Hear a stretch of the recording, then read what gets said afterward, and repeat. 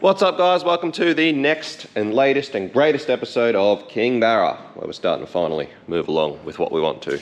Now, most importantly this morning, first thing we've got to do is get the nose cone back on this thing and do some more measurements, because Luca from Clueless Creations is getting pretty close with our grill. Now I'll show you what he's done. This dude's an absolute wizard. This was another thing with the last episode I put out on this car. I really, as well as wanting to hopefully have that shifter gate here for the episode, I really wanted to show you and film a little bit at Sunshine Coast Makerspace and Clueless Creations so that you guys can see the important role that those guys are having on this car at this point. But like I said a few episodes ago, if you watch the Skid Factory, you will already know who these guys are, but absolutely awesome at what they do.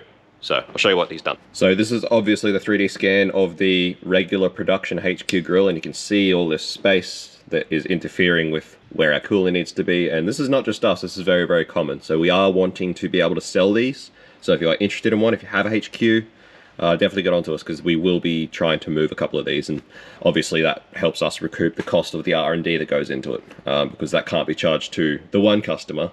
It's that's not fair. So the way we recoup our costs is to try and sell a couple of them. So that's the difference. That's the new grill. You can see how much material's taken out, and we've moved, you know, obviously the HQ, these go back quite a fair way. So this face has been brought all the way out, which it normally wouldn't be.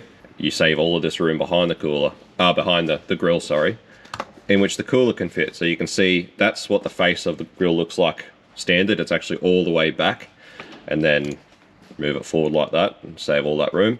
But because it's still, you know, it is still recessed into the outside of the grill a little bit, it's still very much HQ. You know, you look at that, it's still very much HQ grill.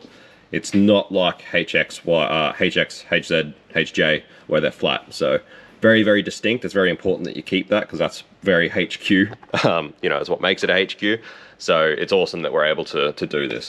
And like this, once it's printed and produced, is going to be so much nicer than what we were going to do, which was obviously originally just try and cut all this out, move this forward and plastic weld it back together, which would have taken ages and probably looked horrible. So this is going to hopefully look really, really nice. So yeah, these will definitely be available to buy if people would like one. But like I just said, before we move into the printing stage, we would just like to get the nose cone back on this thing and just double check that how far that's moved forward, or for those mounting points and everything is going to work in our application. But yeah, I think it's about as much room as you can give one of these things behind the nose cone. Rightio guys, so just looking with this nose cone on and what we've got as far as those pictures for this grill, we're still looking like we're probably going to have to trim maybe a little bit just out of these corners.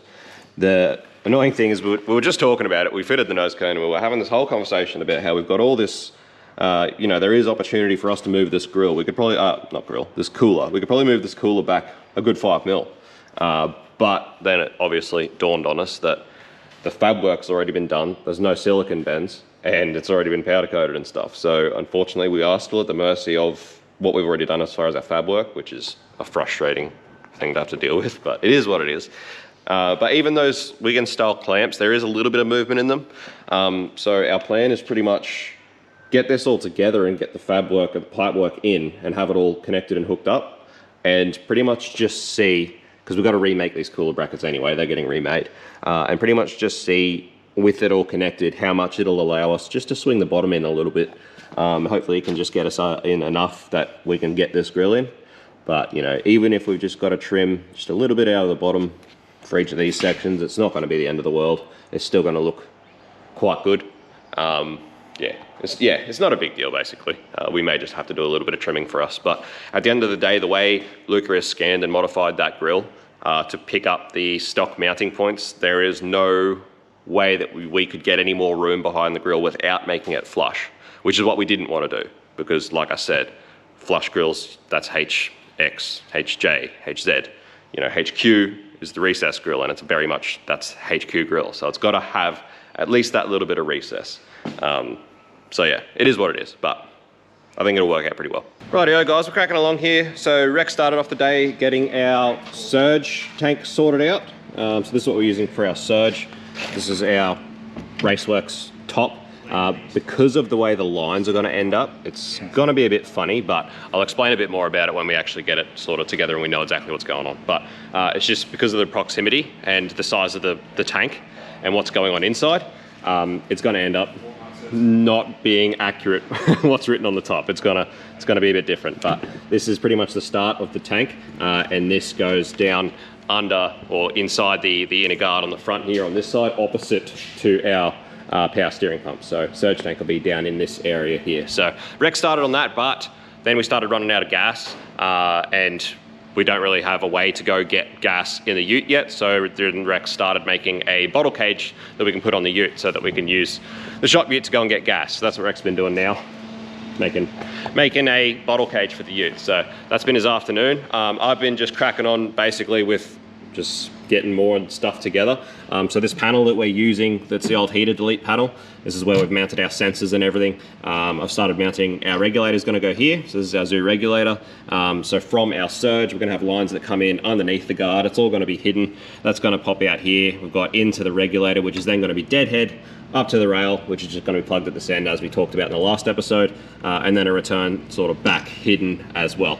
And then obviously all our sensors are remote, which we talked about before. And then we've also got our little IAC here as well, which is GM style IACV, which is housed in another housing with just orb ports. So I've mounted that on this as well, which will run one from this AN6 port here on the intake, and then one to the actual vacuum port onto the manifold, and that's gonna control our idle air. So that's pretty much how that panel's going to be done. That's all nut-surted to the panel, and then the panel's nut-surted to the firewall, which is happy days there. So you're starting to get a fairly good look at this thing all dummied up, but I've still got to get some tube to make some correct spaces for this rail, which we'll sort out tomorrow, and basically just starting to get a real good idea of all of the hose and fittings that we're going to want to complete all of this. Rightio guys, just trying our AC compressor with our intake manifold and trying to sort out exactly how we're going to run these lines. So I'd hope to put two 90s straight off the compressor with service ports on them, but unfortunately the intake manifold is too in the way. I can't fit the number 10 fitting with the service port directly off the compressor, which is not a big deal. Just means we've got to find somewhere else to put service ports. So that's not a big deal at all. But apart from that, fittings without service ports fit really well. So I don't have a number 8 90 without a service port at the moment, but basically I'm hoping that both of them should fit and point basically in line with the intake, and essentially run the lines almost in line with the intake so that they're sort of like very hidden. So the lines will come straight off the compressor forwards, follow this intake down underneath the guard out of the way, and then obviously to our condenser and our receiver dryer and everything, as we talked about already, and then obviously up the guard up to our bulkhead on that side of the firewall in there with 45s. So alrighty guys, so Rex spent some more time yesterday smacking along with the HQ. I had to do some other work on some other stuff. I think the last I showed you was the firewall, the heater thing, all sorted out, which is wicked. But Rex continued on with our surge tank and basically finished making that and making the mount and everything else. So it's more or less finished. That's its final spot there where it's going to be. It's mostly hidden. Once the nose cone and stuff's on it, you can really hardly see it at all. It doesn't interfere with the wheel, the travel. Obviously, Rex was careful about all that when building and mounting it. Rightio, boys and girls, cracking along with the big Kiwi. I was just starting to actually take things apart, and I thought I better actually grab the camera and film a few things first. So I did just have all this dummied up. We had the throttle body and stuff still on there, and I started making some lines with just what we had. I'm still waiting on some more stainless to get here. As we talked about, we have decided to make all of the AN lines out of actual stainless AN instead of black braid, just to tie in a lot of the stainless accents that are going to be on the car when it's all finished, and I think it's definitely going to be the right decision. Things like our catch can lines, from our cover to our catch can, all of this stuff to our sensor blocks and our fuel lines and bits and bobs. We're going to do them out of just stainless braid, raw stainless braid, and that's going to help tie in a lot of other little stainless accents in the engine bay. It's going to look really, really nice. So pretty much at a point now. Oh, that's the other thing. Got some tube to make our own stands for the rail, which have worked really well. And I've just ordered some button head bolts the right length so that we've got some bolts for that. But that allowed me to actually start sort of dummying up fuel line and things like that. Our IACV, how that's going to work, and then it comes back to, anyway, you'll see all this when it goes back together, but I just wanted to show you sort of what's going on. But we're about as far as I wanted to get with the intake manifold in as you know, dummy fitted. Now I'm going to pull the intake manifold off so that we can start sorting out things like the starter motor, do our converter bolts, get all that sorted and finished. Started to give a coat of paint to the alternator and the AC bracket and stuff like that. Decided to order a new AC compressor, so we've got a new compressor on the way. The alternator actually didn't look very old. It actually looked like a really pretty good alternator, so I didn't really see the point in buying a new one because we'd have to paint it anyway. So just gonna paint this up and hopefully it works all right. And we don't have any issues with that. But so that's all getting done. I've transferred our Castlemaine rod shop high mount alternator kit over to this engine from the dummy engine that it was on. So basically just starting to piece this together and start to get it all together. So, you know, at the moment I'm working on everything on that side of the car in hopes that we've got our production shifter gate here soon so that we can have this extra room to start working with this. And then obviously, you know, once that's sorted, we can start working on this side of the engine. But, you know, all the important bits, sensors, lines, that sort of thing are all on this side of the engine. So that's what I'm working at the moment. I've ordered some of the fittings that I think I need for the AC. But yeah, just a matter of pretty much starting to piece this together and for final bits and bobs. But yeah, I think going to just raw stainless was a good move. I reckon it's going to look really good once everything's finished. Most of these lines still run underneath the manifold. A lot of them are still hidden, but it is just going to tie in a lot of things like the lids, you know, radiator caps, there's just sensors. So a lot of little bits of stainless bits like that. Even just the button head bolts on the firewall and stuff. Having that raw stainless line is going to help tie all that in. Rather than just having black, and I feel like probably ended up having too much black and not enough raw. Because like there's a few things on the turbo side that are going to be raw as well. So it's just going to help tie all that together. I think it's going to look really schmick. But anyway, we'll see how it starts coming together. Rightio guys, still ticking along. It's just slow progress. It's very, very frustrating. Very frustrating. Like this morning, we cannot find the receiver drive for this thing. Things like that, doing our heads in. Really, it's not coming along as fast as I really wanted it to. I really wanted to get it started this week, but it's looking like it's going to be a push. But anyway, we'll keep on keeping at it. It's just, yeah, a lot of little frustratingly time-consuming bits and bobs. But anyway, alternator came out awesome. Look how good that looks. Mounted up there. It's just on there loose for now because there's too much else we've got to do on this side of the motor. I'd nearly forgotten about the extra heater line that we've got to put on this side. So like, we've ordered so much stuff in the past 2 days, just as far as fittings and line and stuff like that, and changing our minds about what we're going to do. And yeah, just waiting on a lot of stuff to get in now, as well as there is a lot of stuff that we can't actually get. It's not in stock. So a lot of just frustrating things like that. But anyway, we'll keep on ticking on, keep on doing what we can. The aim is still for Easter. But anyway, this panel, the heater delete panel, is pretty much ready to get mounted properly. We've got everything pretty much on there. As you can see, I've started doing fittings and stuff like that, and mapping out how that's going to go properly. Again, going to be like no rubber or anything. It's going to be all braid, all fittings, all hard line. The only rubber, potentially maybe the heater lines, which will run underneath this, but I don't know, we might do them out of braid yet. We'll wait and see. Not sure yet. Not sure yet. But anyway, this is pretty much ready to go on for the final time now. So what I've done, instead of gluing it on, I've actually used, this is just a high density foam that's sticky on one side. This way it's still going to seal, it's not going to rattle, but you can actually still remove it if you want to or need to, saving, you know, gluing it on there, which is a real pain. So that's pretty much ready to actually get mounted now with all our nut-threaded holes and everything. So I'll mount that up properly. I'm still waiting for a few fittings to complete this. Yeah, waiting for some new hose because we're not doing black, we're going stainless. So I'm waiting for some AN4 hose so that I can start getting all this sorted. But yeah, I'm looking forward to it. I think it's going to look great. Alrighty guys, so rolling forward, I have actually ordered a billet, raw billet alloy fillet cap from Plasma Man to suit the FG cover. So when the FG cover goes on, we'll have a raw billet cap. I've also ordered from Aeroflow some raw billet caps for this tank. So we'll ditch the black and we'll go raw billet. And like I was just talking about, a few of these little just raw billet accents along with the raw stainless line should just tie in a lot of this engine base. So we're also currently printing some final little tidbits for the shifter gate setup. Basically some final confirmation for our shifter gate setup for the rest of the pieces of the puzzle.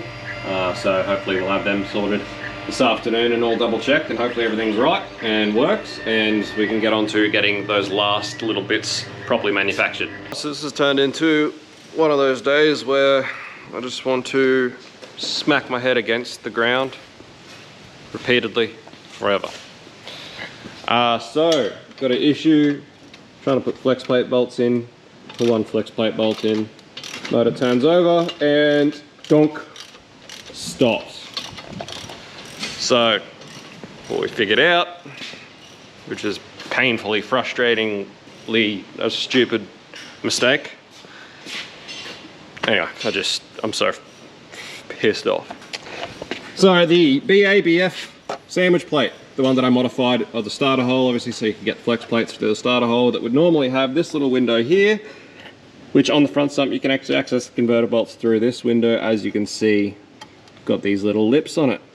I didn't even think twice about that, but obviously with the atomic flex plate and whatever the offset is of that flex plate with a flex plate bolt in it, it's coming down and the bolt head is hitting on this lip. So that's really cool because, you know, motor and box are in the car together. Flex plates, bolts have been tack welded to the flex plate so they don't come loose. And with this rear stump on it, you can't get at it from the front.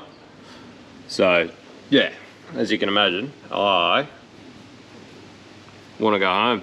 All right, so current plan of attack, which is hopefully not going to cost us too much time. We're going to lift the car up, drop the box, which does have all bell housing bolts in it, because we were that confident that it was the last time that this motor and box were going to go in there. Anyway, we're hoping that once we drop the box from the bottom, we're hoping we can get a Cipro saw up and just cut these tabs off with a Cipro saw. That is the plan. You know, maybe chisel in a hammer and try and bend them down with it. You know, hopefully we can just screw around with it in the car enough to get it sorted enough that it works. Because alternatively, the next thing is, yeah, motor back out, cut all our tacks of the flex plate bolts, pull the flex plate back out. Oh man, yeah, I don't have any more words for you.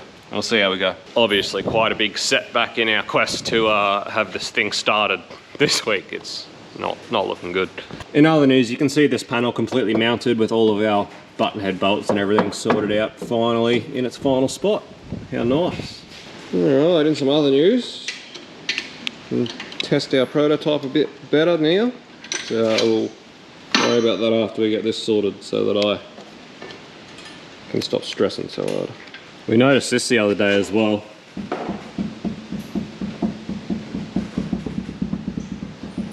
So definitely gonna need to do some wheel bearings before she's ready for road tripping. Looks funny with a black sway bar. That was iconic. So another thing that I really did want to get for this car was Haltech actually released a linear potentiometer, which they released as a kit, which works as a gear position indicator for the Turbo 400. They actually only make the kit to suit a reed case, but I'm pretty sure that we could have been able to modify it to suit the stock case easy enough. Which is good because it means that we would have had a gear indicator for the Haltech, which would actually work with the IC7 when it goes in the car. So we will still have the indicator for the position on the column, the standard one. So that's still in the car, so at least you can still see that. But we would have really liked to have something on the IC7 as a gear indicator.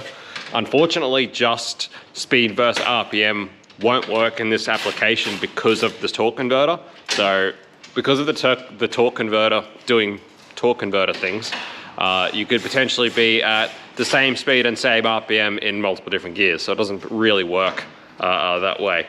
But unfortunately, that kit from Haltech hasn't been in stock for like ever. Been trying to get hold of one for ages and it's just out of stock. They've got like ETA 30 something days. So yeah, annoyingly, I don't think we're going to be able to put one in this car. At least not yet, not for a while, but eventually we would like to get one in there so that we do have a gear indicator on the dash on the IC7. Again, it's not a true indication of what actual gear you're in. It's just a true indication of the selector, where the selector is, because it is still fully automatic valve body. You know, it's still going to change gears automatically. So it's only going to tell you where the selector is. It's not actually going to tell you exactly what gear you're in, but it's the best thing we can do. All right, guys, crises averted. They're bent way out of the way. They're actually pretty easy to get at, so they worked out pretty good. So So we're going to leave the box and cross member out for a while, give Rex an opportunity to do all the hard lines for the fuel and the trans cooler without the cross member and stuff in the way. So I may as well take the opportunity while the box is out anyway to get that done. So here you are. Put the box down on the floor. I can't tell you how relieved I am that that worked out though. Rightio guys, crack along with this. Got the fuel tank pulled out. So Rex pulled the tank before, just to do some sort of specking up and looking around and planning out and stuff like that. And one thing we thought of sort of just at that point, which probably had occurred to me, but this thing's been here for that long that I'd forgotten about it, was being that we would want to flex fuel this thing and we want to run this on E85, and this being an old car with a steel tank, it is quite important usually to make sure these are clean and often actually seal them up. There's actually fuel tank sealer kits that you can get which seal the tank, because the problem with ethanol is it's a really good cleaning agent. So if you chuck it in a tank that's got crud and rust and stuff built up from years of corrosion, the E85 starts to break that down, and it starts to break that down into the fuel, and you start to basically consistently get just crap in your fuel, dirty fuel.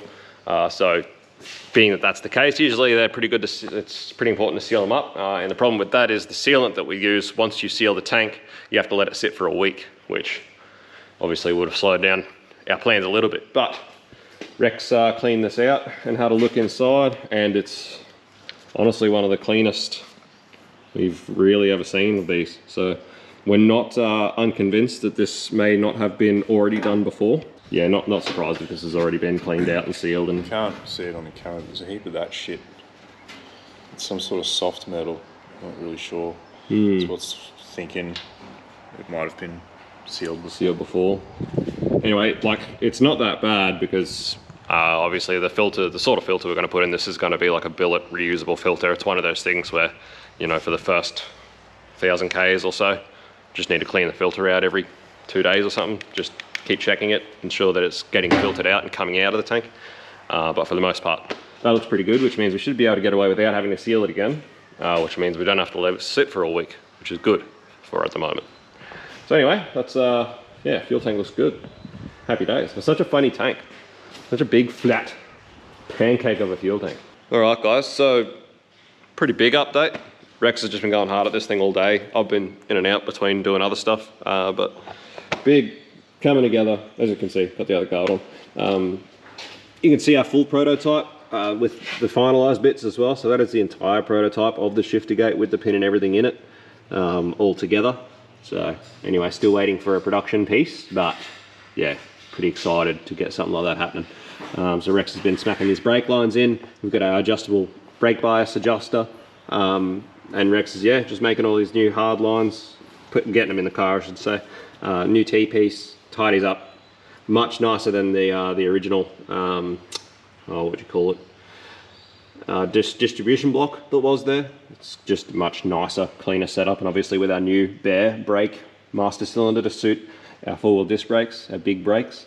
Rex also has made the fuel lines all the way from the back of the tank all the way up, as you can see, nice and just made up hard lines, just nice and beautiful. Not from the tank yet. Oh, not from the tank, sorry. The front half. I actually don't have enough hard line. Oh, okay. So I did this front half because the cross-member gearbox can go in. We can continue up there for the surge and stuff like that. Yeah, and the back half, basically having the gearbox out is no help. So yep, concentrate on this end of the car. And I've got enough to do one line back to the pump. Yep. But yeah, I was concentrating on trying to get all this end of the car done first while we've got the guards sort of off. And yep, half on, half off, and getting that at them. Yep. Had just another big heap of stuff arrived that we've been waiting on. Yeah, heaps of fittings and stuff like that.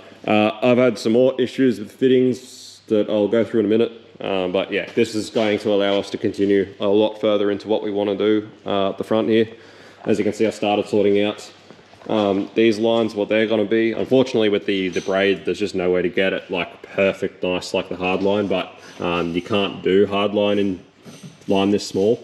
It only goes down to pretty much AN6 unless you start going with brake line stuff. So it is what it is. We use a line separator and those will just tie in together and sort of follow the same lines. None of this stuff's tight yet. None of it's been sealed up. That's why none of it's sort of staying where I want it to at the moment. But There'll sort of be a line separator there and they'll follow that. There'll be a fair bit more going on in this corner. This is our low profile orb adapter for the IACV, which will allow our intake manifold to go on without clashing with that. So there'll be lines run all through there as well. Still got to run, you know, oil pressure back up to our sensor block and a few other things to happen as well. And we do have enough fittings now to start doing our oil cooler lines and stuff, but we'll wait obviously until the gearbox and cross member and the oil cooler go back in the car. But yeah, ticking along with it. Still waiting on some more AC stuff that I've ordered to get here. I think I've said it a million times on camera, but we do have a new pump coming as well. But yeah, one thing we do have to move on to very soon is working out where to actually mount the receiver dryer. But anyway, plenty going on. There's a bit going on. One of the issues that I've had with this manifold, so the fittings that they've made into the vacuum ports are 1/4 BSP, which are actually pretty hard to get. So Raceworks only make a 1/4 BSP P, which is parallel, which arrived today. I ordered them, didn't think much of it, but once they arrived, I sort of realized that with the size of the nuts that are on the fitting them in next to each other was probably going to be pretty bad and wasn't going to work. But then only to find that BSP parallels don't really work in here either. So they're going to have to be tapered, which means I've got to order from Aeroflow. So as you can see, we use a lot of Raceworks stuff, but we do use a lot of Aeroflow stuff as well. So we do deal both, and we work with both a lot.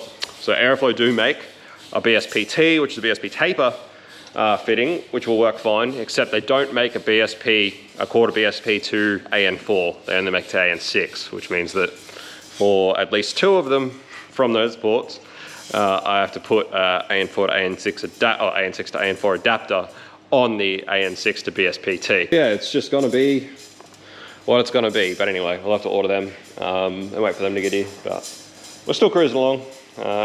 Yeah, just keep on cruising along. Keep on getting things together. The list is steadily getting shorter. We've still got a fair bit of time up our sleeves. Like, it is a big push, but at the same time, the whole thing with this car is we didn't want to be rushed to finish it off, and we're not rushing, we're not stressing about it. We're sort of just ticking along, making it beautiful, exactly what it was meant to be. And yeah, I'm pretty excited to start seeing it come together properly. But anyway, we're nearly at the point where, you know, the box and stuff can start going back in, and once that can start going back in, like I've talked about, starter motor can go back in. I can finish a lot of the stuff underneath the manifold, and once that's done, I can actually put the manifold on properly, you know, with a gasket for the last time, and then we can start actually getting all these lines in properly. But anyway, there's a few things we've got to finish off under here first. Ooh, how good do those brake lines look?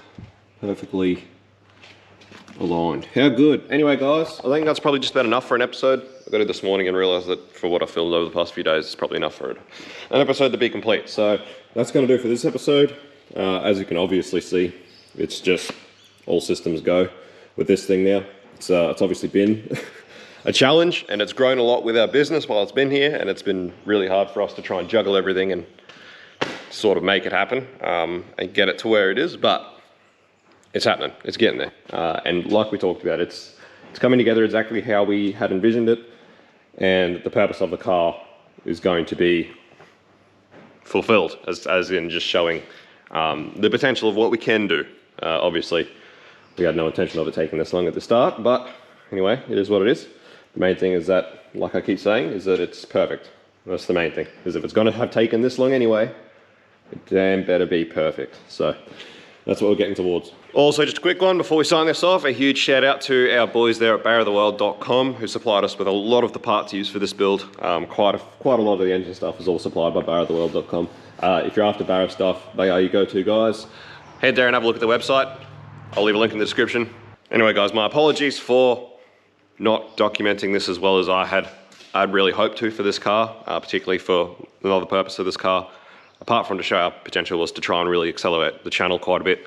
But at the moment, I'm just laser focused on getting things done. Yeah, been a lot of changes for the business lately, which is why, a lot of the reason why me and Rex have been able to just focus solely on this thing at this point. But I was hoping to also have someone around at this stage to sort of help with the filming and editing side of things, which I don't quite have yet.